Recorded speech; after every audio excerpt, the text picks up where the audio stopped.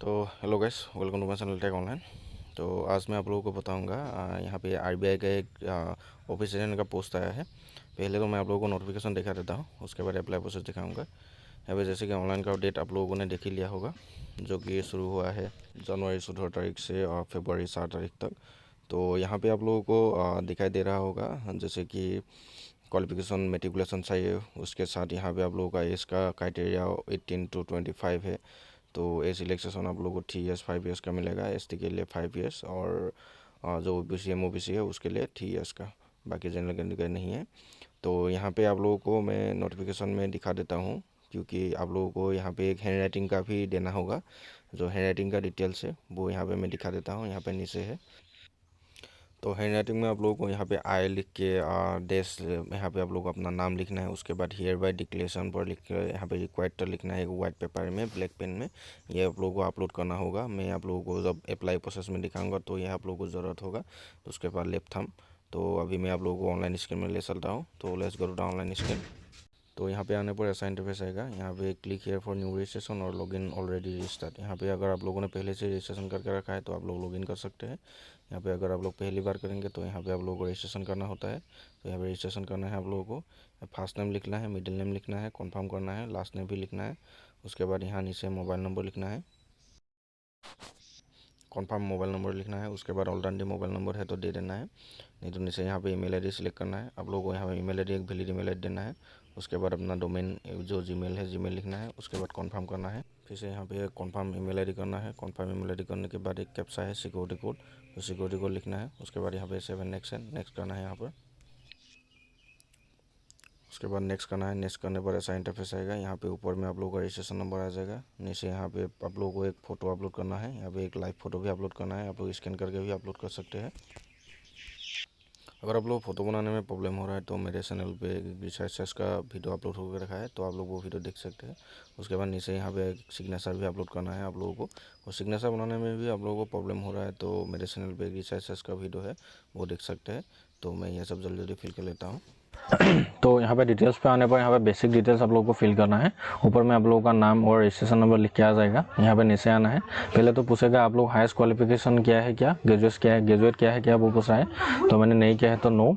उसके बाद कैटेगरी पूछेगा ST, SC, OBC, EWS, general, unreserved category है तो आप लोग सिलेक्ट कर सकते हैं यहाँ पर। उसके साथ नीचे यहाँ पे आप लोगों को काइंडली इंडिकेट, यहाँ पे आप लोगों को कौन सी कहाँ से आप लोगों ने मेट्रिकुलेशन पास किया है वो पूछ रहा है। तो यहाँ पे मैंने आसाम से किया है तो यहाँ पे आसाम।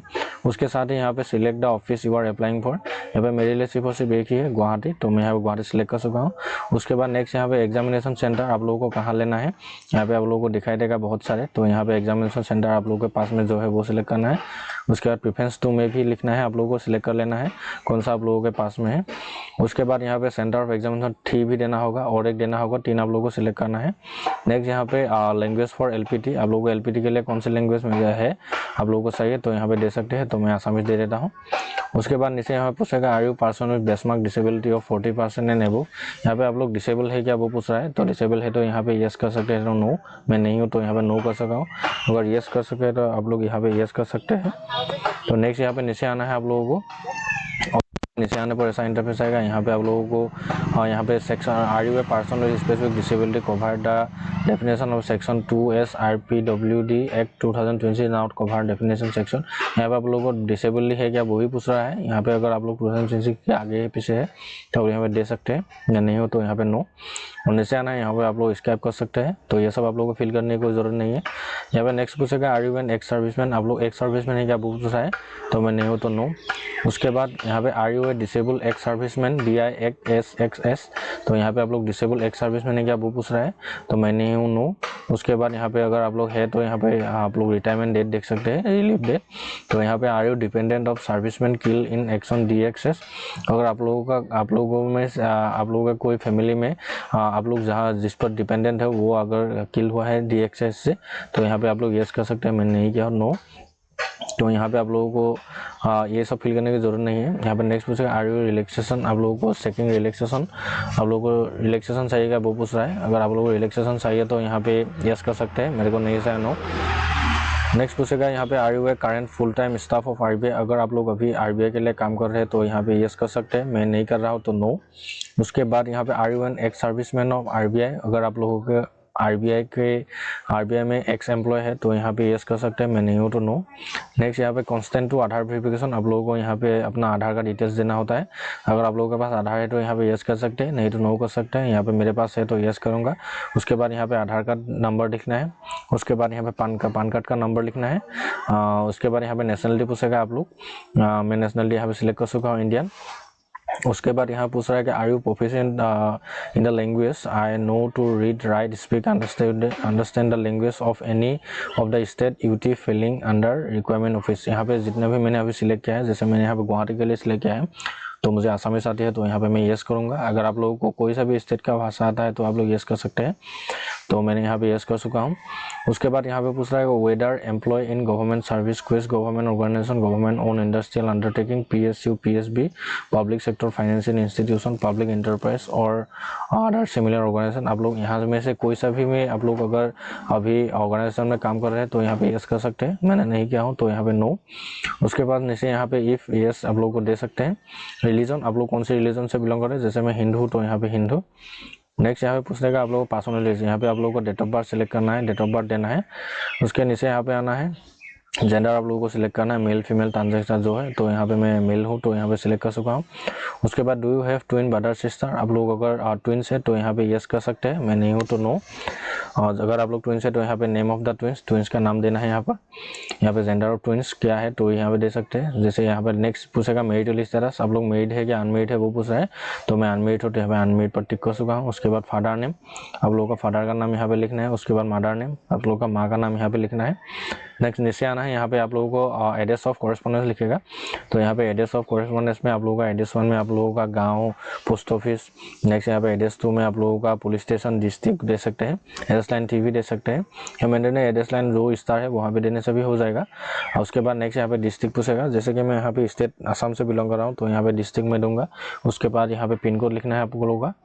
नेक्स्ट यहाँ पे permanent address same S address for correspondent click if applicable. तो यहाँ पे अगर आप लोगों का कॉरेस्पॉन्डेंट एड्रेस सेम है, परमानेंट एड्रेस से, तो यहाँ पे टिक कर सकते हैं।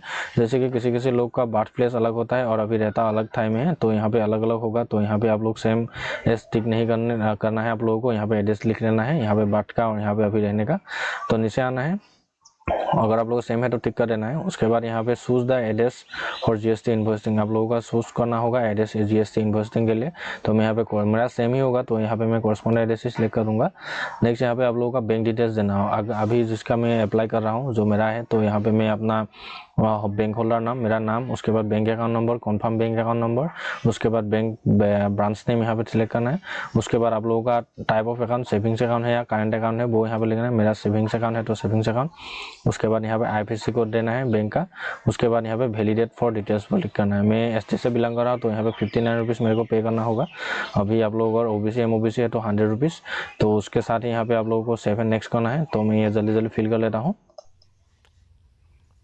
तो नेक्स्ट यहाँ पे आप लोगों को डिटेल्स फिल करना होगा। यहाँ पे एग्जामिनेशन पास आप लोगों को देना है, यहाँ पे 10th का देना है, यहाँ पे डेट ऑफ पासिंग आप लोगों का डेट ऑफ पासिंग देना है। उसके बाद परसेंटेज लिखना है। उसके बाद बोर्ड का नाम, जिस बोर्ड से आप लोगों ने मेट्रिकुलेशन पास किया है। उसके बाद क्लास गेट, कौन से गेट से आप लोगों ने पास किया है, फर्स्ट सेकेंड थर्ड। उसके बाद 12th का देना है यहाँ पे डिग्री, सब्जेक्ट नेम, यहाँ पे आप लोगों को सब्जेक्ट स्ट्रीम जो भी है वो देना है। जैसे कि मैं यहाँ पे साइंस स्ट्रीम से हूँ तो यहाँ पे साइंस दूंगा। उसके बाद डेट ऑफ पासिंग, यहाँ पे आप लोगों का डेट ऑफ पासिंग डेट देना है।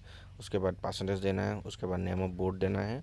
उसके बाद यहाँ पे क्लास गेट जो भी है, फर्स्ट डिवीज़न सेकेंड डिवीज़न वो देना है।